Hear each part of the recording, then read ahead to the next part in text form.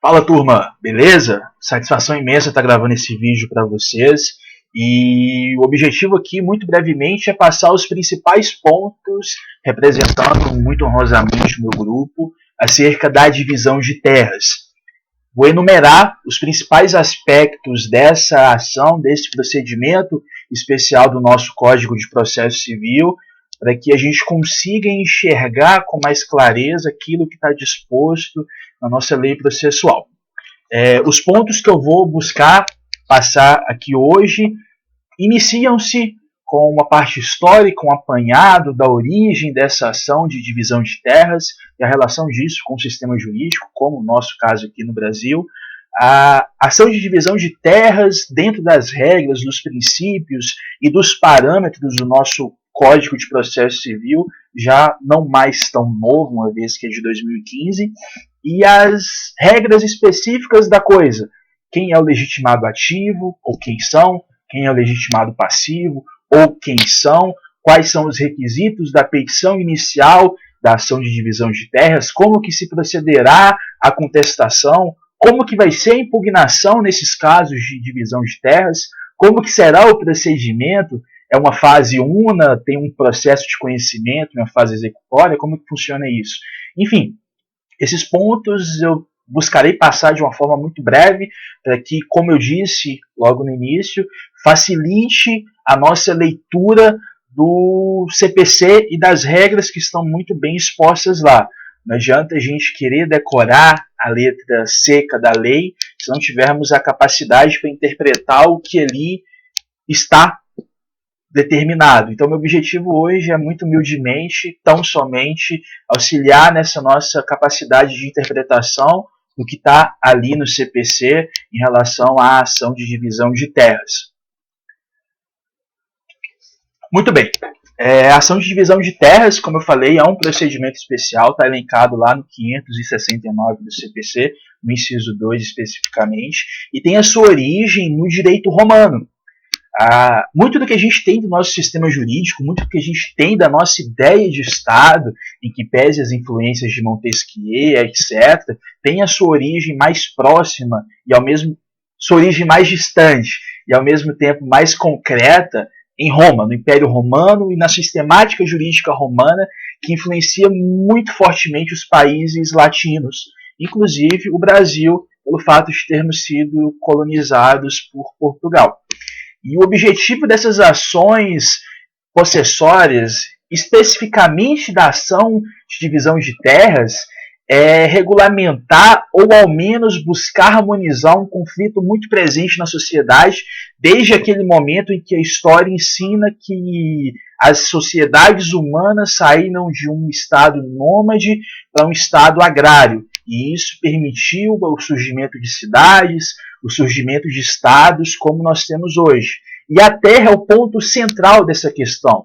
Não por menos, ainda há muita discussão entre capitalismo, socialismo, reforma agrária, direito à terra, acesso à terra, função social da propriedade, que é uma discussão que caminha junto com essa ideia de divisão de terras. E o objetivo, ainda nos primórdios e nas origens romanas, era buscar harmonizar um conflito existente na sociedade, no seio de um Estado, não muito diferente do que acontece hoje. O direito é uma forma que nós temos, ou ao menos deveríamos enxergar o direito, não como uma forma de conflitar em juízo, mas pegando o ensinamento e o parâmetro do artigo 6º do CPC, o direito deveria ser uma forma de as partes cooperarem uma com a outra, e talvez, em determinado caso, com o poder judiciário, para que a gente consiga harmonizar aquele conflito.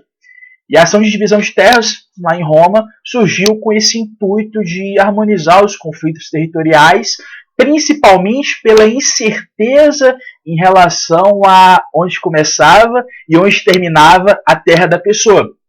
E vamos observar agora aqui na leitura do artigo 569, no inciso 2, que a ação de divisão de terras traz esse conceito romano e o materializa no nosso ordenamento jurídico, ao dizer o seguinte, prestem atenção, capítulo 4, da ação de divisão de terras e da demarcação de terras particulares, seção 1, disposição geral, Artigo 569. Cabe, inciso 2, ao condômino a ação de divisão para obrigar os demais consortes a extremar os seus quinhões.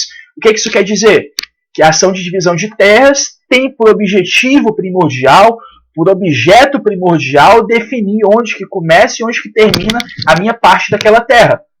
E por isso é chamada também de ação de divisão de terras particulares, porque quando tiver um envolvimento do poder público em alguma de suas formas de manifestação, a gente vai ter que ter uma regra específica, regida por uma legislação específica, que eu tenho absoluta convicção que o grupo que ficou responsável pela demarcação de terras vai falar sobre. O nosso caso aqui está fundado no interesse privado. O nosso objetivo aqui é unicamente determinar onde que começa e onde que termina o meu pedaço daquela terra. E por isso, por essa lógica, essa possibilidade, esse norte de direito privado, ou seja, de possibilidade de convenção entre as partes, é possível que essa ação de divisão de terras, esse procedimento especial, seja dispensado. Porque a gente sabe muito bem que o novo CPC traz um incentivo àqueles meios não judiciais para resolver a coisa. E então, se houver pleno acordo entre as partes, é possível regulamentar e definir essa divisão de terras em um cartório mediante um instrumento específico que segue as regras do CPC de forma subsidiária. Ou seja, não haveria a necessidade da ação judicial porque, em tese, não haveria um conflito para ser harmonizado.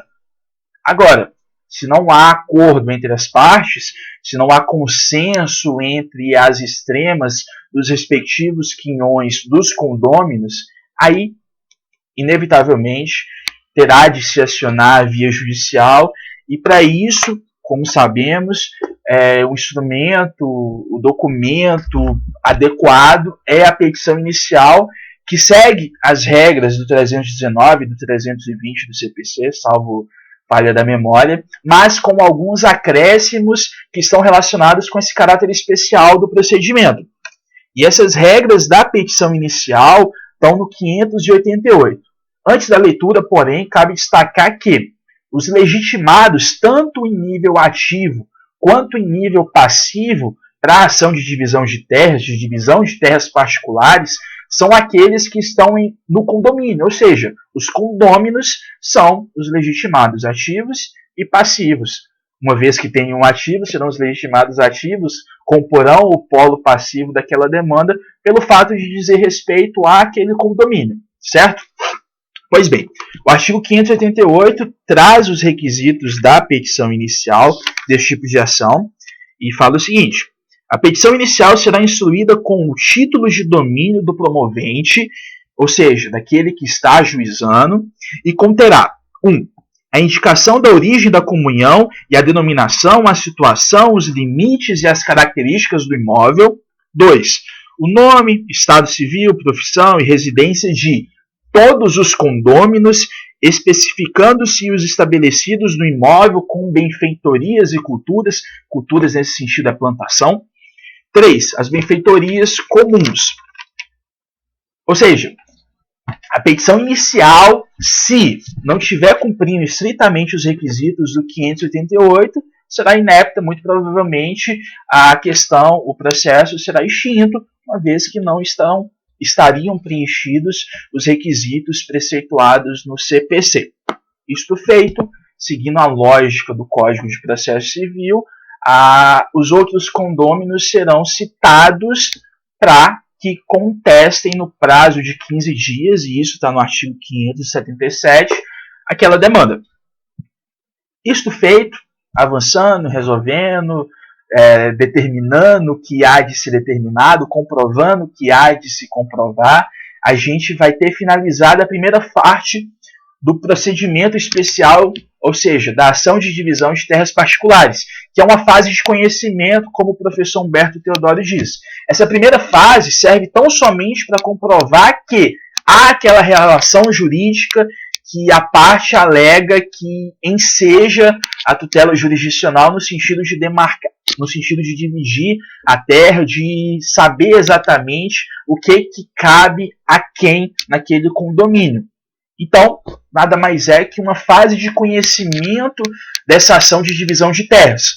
Uma vez findada, seguindo a lógica do CPC, petição inicial, contestação, a decisão judicial por fim, vai se iniciar a parte com mais especificidades, que é uma parte mais executória.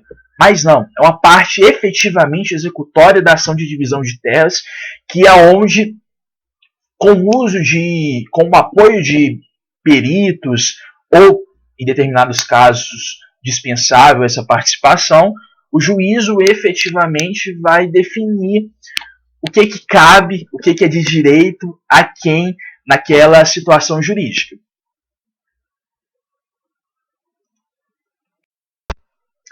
Pois bem, como eu falei, com fins de buscar uma tutela jurisdicional adequada àquela situação jurídica, o juízo vai fazer uso de peritos para que consiga se aproximar dessa ideia de máxima adequação à situação concreta trazida até o juízo.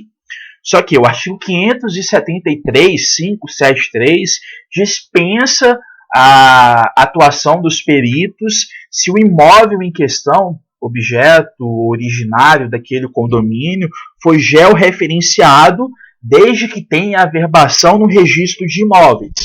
Se não tiver isso, o juiz deverá escolher 2 peritos que, a teor do artigo 590, no parágrafo único, deverão indicar as vias de comunicação existentes, as construções, benfeitorias, indicando o valor das benfeitorias e quem é o proprietário ou ocupante daquele lugar. Simultaneamente, buscando encontrar a verdade daquela situação, para que, mais uma vez, a gente consiga harmonizar aquele conflito suscitado, todos os condôminos terão prazo de 10 dias para apresentar os seus títulos de domínio, ou seja, comprovar por que eu digo que aquele pedaço de terra, de onde eu alego que começa até onde eu alego que termina, são efetivamente meus. Isso feito, confeccionado também o laudo dos peritos, as partes terão um prazo para que elas apresentem as suas sugestões ou impugnem aquele laudo. Por exemplo, na minha parte, um condomínio específico, eu tenho metade dele que tem uma parte de rio, e esse rio serve para minha plantação de goiaba. A Cleide, nossa professora, tem uma outra parte, os outros 50%, mas não tem rio. E aí ela alega que aquele rio é de direito dela. E ela alega que, mesmo que em sede de contestação, que aquele rio é na realidade dela, porque a ação de divisão de terras tem natureza dúplice. Pode-se haver pedidos na contestação, e esses pedidos na contestação podem ser deferidos, ou seja, podem ser julgados procedentes na sentença ao final. Então ela tem essa natureza dúplice por essa possibilidade. Mas retomando o exemplo, a Cleide pode falar que aquele rio que está efetivamente onde eu digo que a terra é minha, é dela. E aí essa impugnação cabe para a gente buscar demonstrar para o juízo, através do seu juiz, do seu representante, que aquilo não é bem assim. E que a gente tem direito àquilo que alegamos nessa situação hipotética em sede de petição inicial, conforme os requisitos já lidos. E aí, perícia feita. Impugnações no que couber ser impugnado. Contestação no que couber ser contestado. O juízo, efetivamente vai sentenciar com base no que foi colhido, no que foi produzido no curso desse procedimento especial, para que determine-se quem vai ficar com o quê. Havendo insatisfações,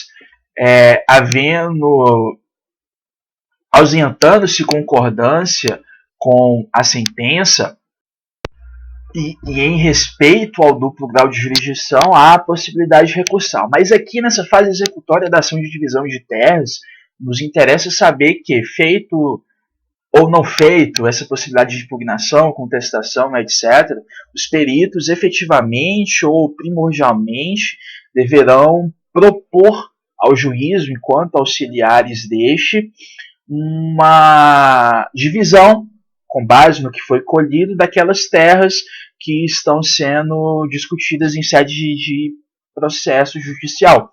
E aí as partes terão prazo para impugnar, que é esse prazo de impugnação de 15 dias que há pouco eu citei, e isto feito, o juiz decidirá, e com base na sua decisão, agora sim, com força de sentença, que terá a criação de uma auto de divisão de terras, indicando o que cabe a quem, mediante decisão daquele juízo, e aí, de uma vez por todas, aquele condomínio vai ser desfeito e cada um vai ser proprietário daquilo que judicialmente foi delimitado. É um procedimento, agora já finalizando, que tem algumas especificidades, como eu alertei em relação à petição inicial no 588, mas que, se compreendido em conjunto com a ação de demarcação de terras, que inclusive pode ser ajuizado em determinados casos junto com a ação de divisão de terras, casos estes que a divisão, por lógica do sistema, vai ser em segundo plano a essa de demarcação de terras. Eu recomendo que assistam primeiro a aula de demarcação de terras, ou assistam-a agora e depois retornem a essa. Ou seja, isto feito, aquela situação jurídica vai estar resolvida, e aí, em tese, como eu citei no início, aquele conflito envolvendo a questão de terra, ao menos no caso concreto, há de ser resolvido, porque, como no objeto da ação de divisão de terras, essa sentença, esse auto de divisão de terras, vai ter inequivocamente extremado, ou seja, determinado onde que começa e termina o quinhão, a terra de cada um daqueles condôminos envolvidos no condomínio que será desfeito com essa decisão judicial, com essa sentença. Cada um, a partir de então, vai ser proprietário, titular, sem qualquer margem de discordância, exceto aquela garantida pelo duplo grau de jurisdição, daquela terra em questão. Beleza? Um abraço, qualquer dúvida, só mandar mensagem.